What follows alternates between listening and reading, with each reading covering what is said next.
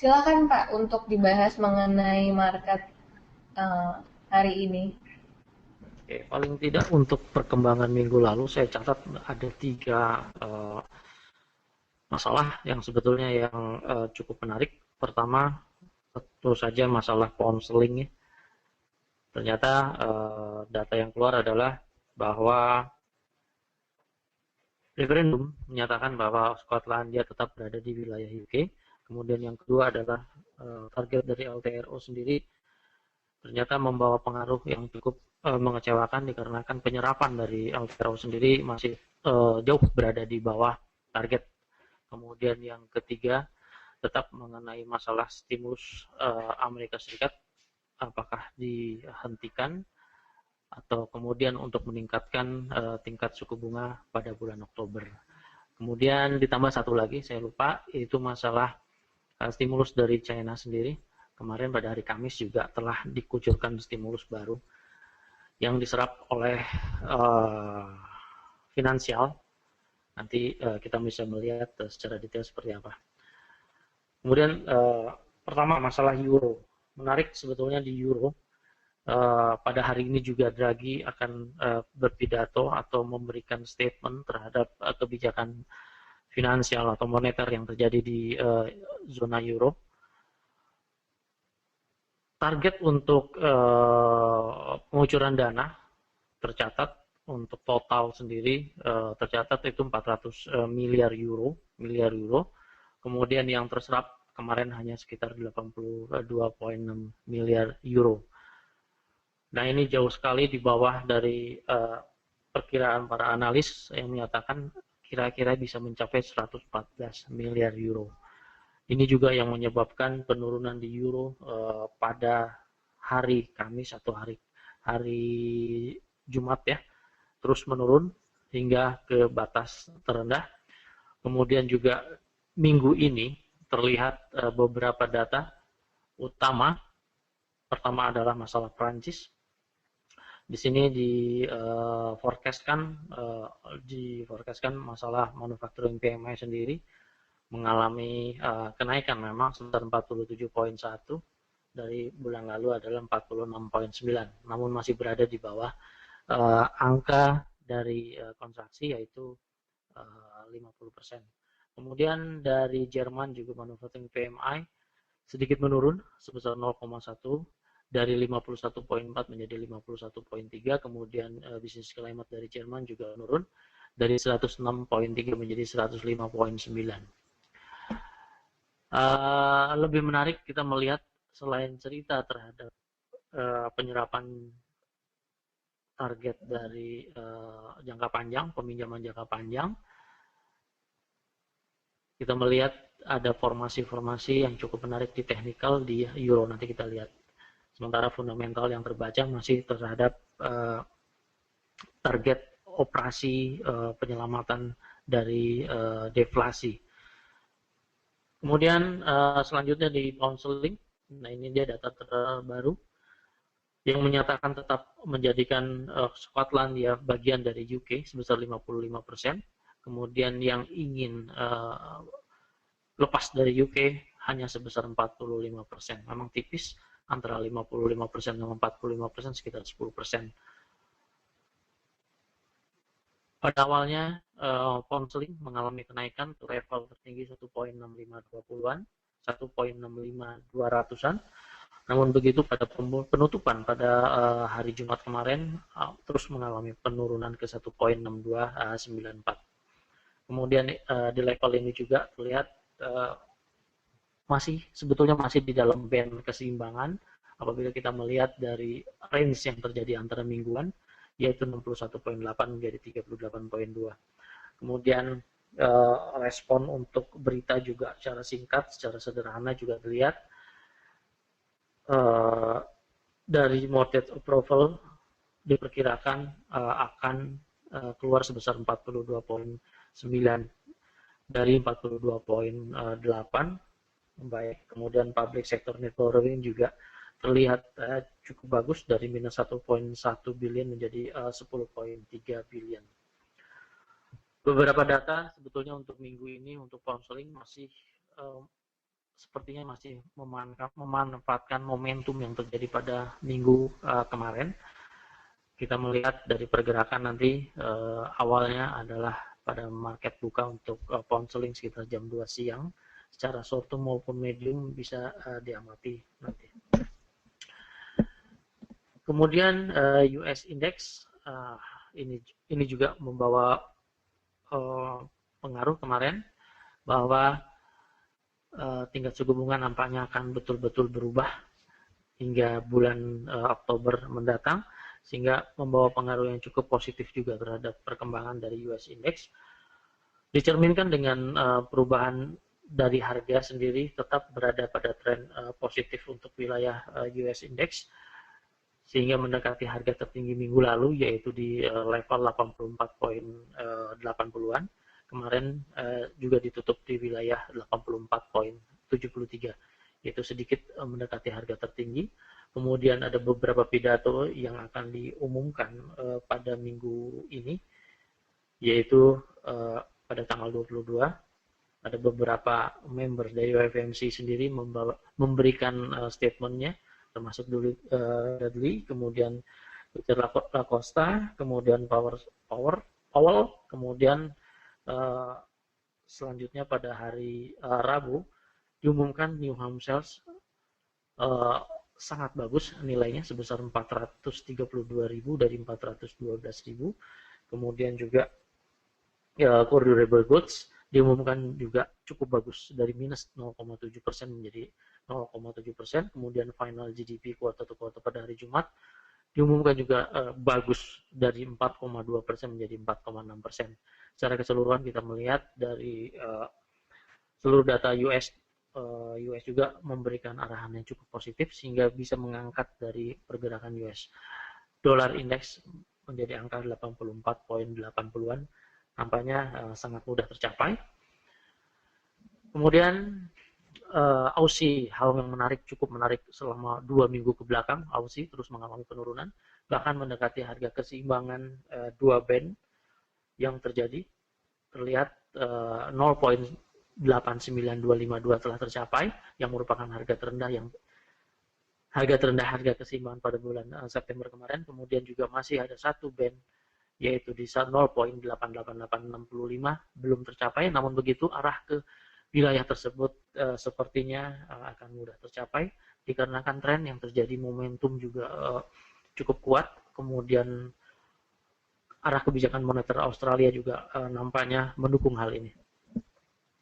Kemudian di Hang Seng cukup menarik kemarin, tingkat stimulus yang diadakan di Hang Seng juga terlihat membawa pengaruh yang cukup signifikan terhadap pergerakan, sehingga penguatan terhadap dolar yuan sendiri telah terjadi ke level 6,1404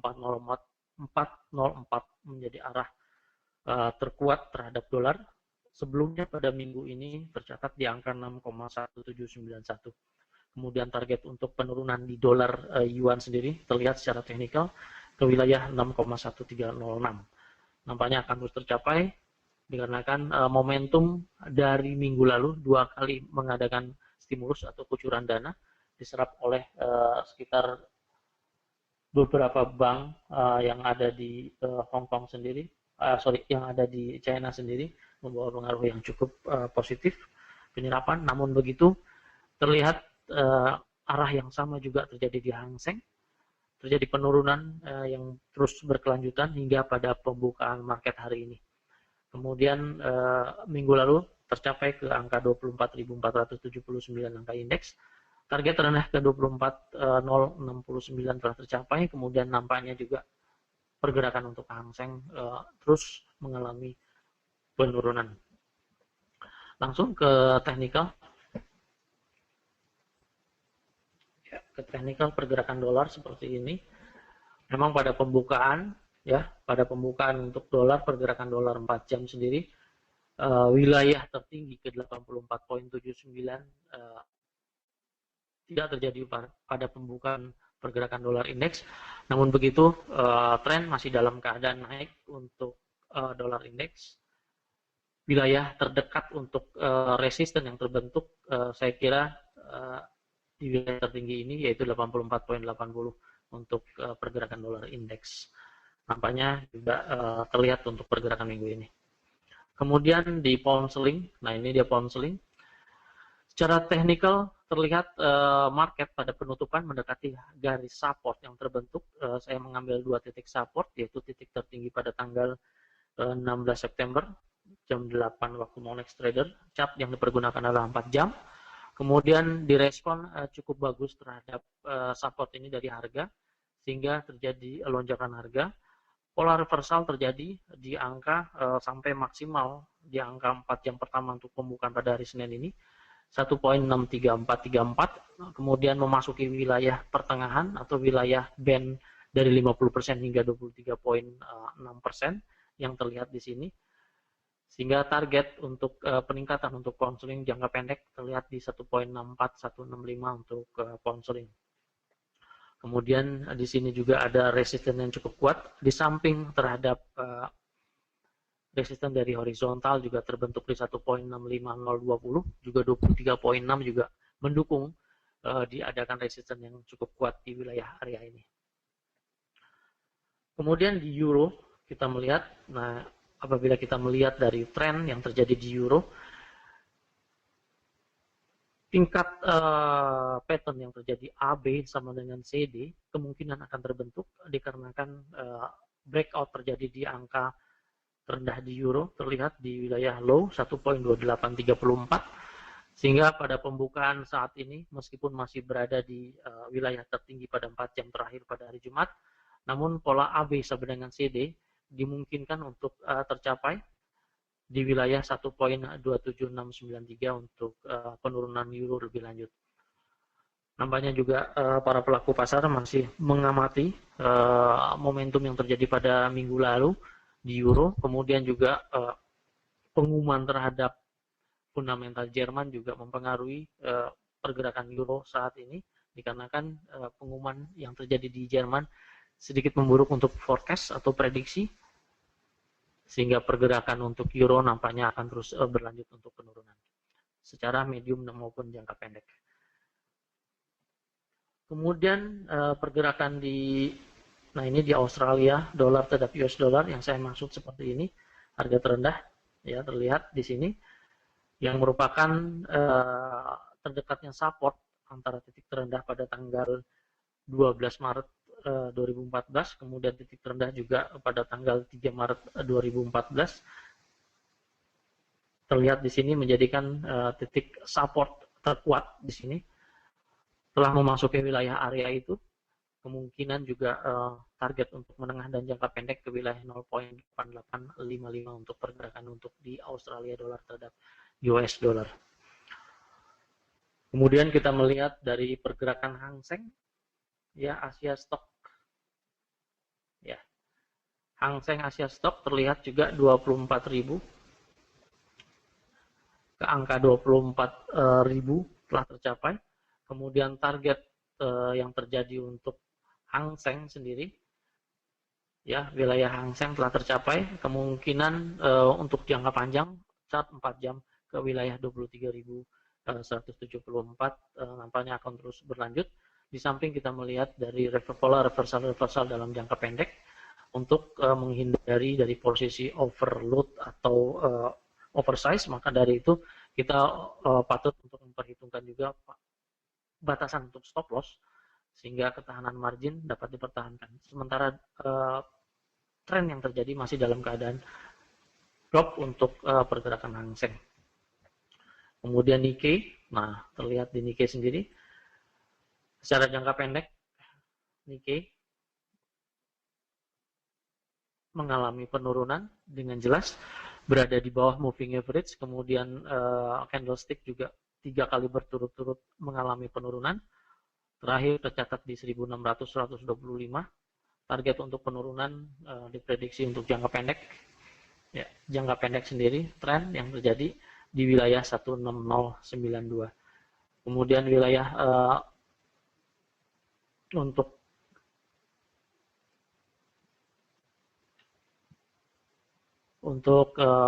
jangka menengah terlihat sedikit koreksi di wilayah pada saat tren terjadi tren up ya, terjadi trend up. Kemudian kita melihat di sini bahwa Hang Seng, di Nikkei sendiri mengalami koreksi. Maksimal koreksi terbaca di sini. Terlihat dari swingnya sendiri. Maksimal koreksi batasan 50% dari Fibonacci sendiri di wilayah 16.000. Di wilayah 16.000 yang merupakan 50% dari Fibonacci angka pertengahan. Kemudian di komoditi di emas. Di emas terus mengalami penurunan. Teknikal yang terbaca di sini terus mengalami penurunan. Tadi pagi sempat menyentuh di harga 1207,88 hingga saat ini juga memasuki wilayah koreksi untuk daerah penurunan di emas.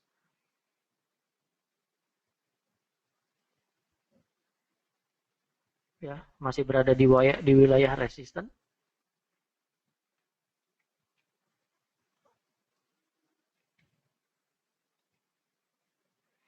Ya, target untuk channel sendiri terlihat ke 12.204 hingga ke cross dari ke 1201 untuk pergerakan harga emas. Sebelum dia menyentuh lagi ke wilayah band antara 1224 hingga dari resisten dinamis yang terbentuk masih dianggap dinamis ke 1218. Jadi wilayah ini merupakan wilayah area untuk berhati-hati untuk pembalikan emas. Namun begitu, kesimpulan yang didapat dari pergerakan harga emas masih dalam keadaan downtrend. Kemudian di minyak masih terus mengalami pelemahan di harga minyak. Telah menyentuh garis resisten yang cukup bagus di sini, terus teruji dengan satu candle sesudahnya pada tanggal 18 September kemarin, terus mengalami penurunan. Kemudian di minyak di Tenggara juga terus mengalami penurunan ke wilayah 90,36. Demikian Bu Sundari. Iya Pak Dwi, jadi kalau dilihat tadi memang untuk dolarnya sendiri, dolar indeksnya sendiri memang menguat ya, ditambah juga fundamental dari beberapa negara, baik itu Inggris, kemudian juga zona Eropa. Untuk mata uangnya sendiri juga sedang melemah ya. Kalau untuk minggu ini kita fokusnya ke apa aja nih Pak yang bisa kita ambil peluangnya di minggu ini? Oke, fokus utama secara teknikal masih tetap di Australia dollar terhadap US dollar masih mengalami penurunan. Kita bisa memanfaatkan pergerakan menengah maupun jangka pendek untuk mengambil posisi short. Kemudian kita juga bisa melihat pembelajaran di sini, tren yang terjadi masih cukup kuat dikarenakan dari sisi candle yang terbaca untuk kemarin juga masih mengalami penurunan dari wilayah koreksi, ya koreksi untuk bullish candle sendiri direspon dengan satu candle body yang besar. Untuk pengetahuan masalah candlestick ini Anda dapat meminta bantuan untuk penjelasan lebih detail terhadap riset masing-masing sehingga pembacaan candle lebih optimal untuk prediksi terhadap harga, kemudian terhadap antisipasi terjadi pada jangka pendek terhadap Australia dollar terhadap US dollar ini. Pertama seperti itu. Yang kemudian kita melihat dari pergerakan dari euro sendiri, efek terhadap stimulus masih terus direspon oleh para pelaku pasar, sehingga fundamental yang terjadi di euro sendiri masih cukup menarik untuk diperhatikan, sehingga pergerakan di euro dolar maupun cross euro yen juga terlihat cukup menarik untuk diperhatikan. Tren yang terjadi masih dalam keadaan turun, sementara saat ini koreksi untuk jangka pendek maupun menengah. Saya kira fundamental utama yaitu terhadap kebijakan Fed juga wajib kita ketahui atau kita amati untuk kita lihat sebetulnya seberapa jauh hingga bulan Oktober kebijakan moneter terhadap Amerika Serikat apakah berubah atau tidak, karena kebijakan utama ini diikuti oleh beberapa negara termasuk di China sendiri ya. Jadi China sendiri melakukan stimulus juga meskipun dikatakan kecil, namun begitu mempengaruhi pergerakan penguatan dari yuan terhadap dolar ternyata. Demikian Bu Sundari, beberapa fundamental maupun teknikal saya kira ada juga yang bagus yaitu Australia dollar terhadap US dollar yang saat ini terus mengalami penurunan. Oke, ya terima kasih Pak Dwi atas informasinya. Jadi fokusnya tadi tetap ya di mata uang euro terhadap dolar dan juga Australian dollar ya. Oke. Ada lagi mungkin yang ingin ditambahkan Pak Dwi? Saya rasa cukup. Oke, ya terima kasih atas informasinya. Terima kasih juga kepada rekan-rekan yang telah berpartisipasi pada morning briefing hari ini. Semua informasi yang disajikan pada morning briefing ini tidak ditujukan sebagai sarana pengambilan keputusan pada saat trading. Namun demikian, kami berusaha menyajikan informasi terkini dan teraktual. Semoga informasi yang disajikan pada morning briefing hari ini dapat membantu rekan-rekan semua. Ya, selamat pagi dan selamat beraktivitas.